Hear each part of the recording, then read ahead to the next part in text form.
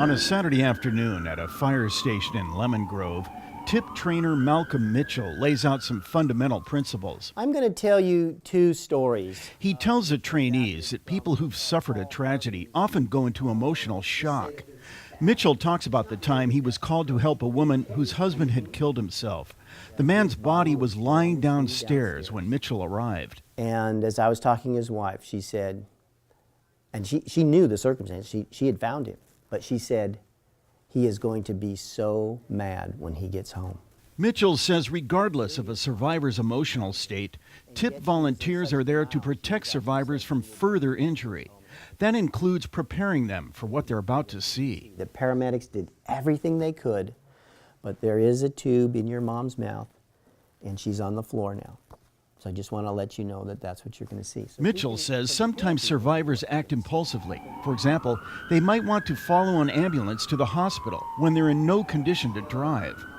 Mitchell has trainees act out that scenario. It's totally normal. Their job is to acknowledge what the survivor wants to do and gently suggest a safer alternative. Because if not, I'm going to miss out. Rosanna Walker and Sonia Santamaria give it a shot. I understand that you feel that there's an urgent need to get there. I do see that you're feeling that way.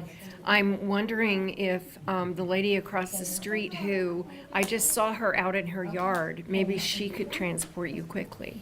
Okay, let's go ask her. Okay. Okay?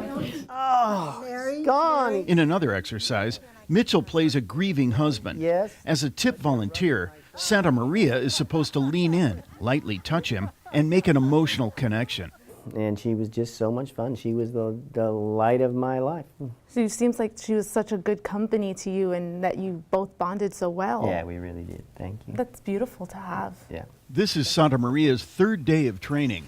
She likes the idea of comforting someone who's hurting. Sometimes you just need to be there. That's what someone needs.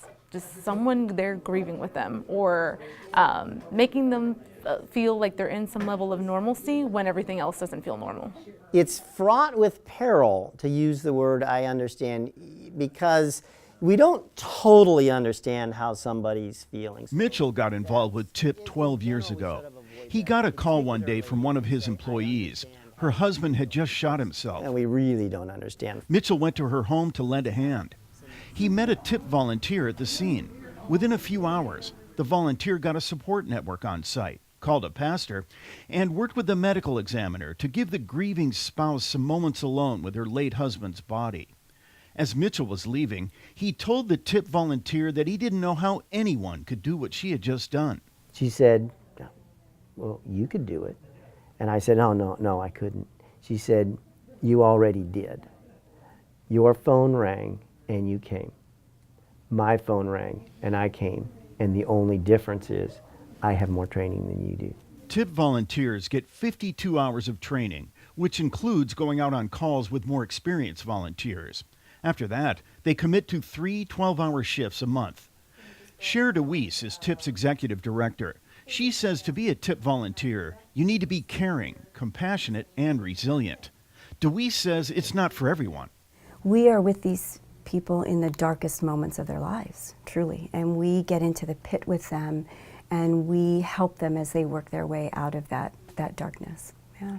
Talk to the firemen over there. Last year, TIP volunteers helped more than 4,800 county residents in crisis. But everybody grieves in their own way. Kenny Goldberg, KPBS News. Okay.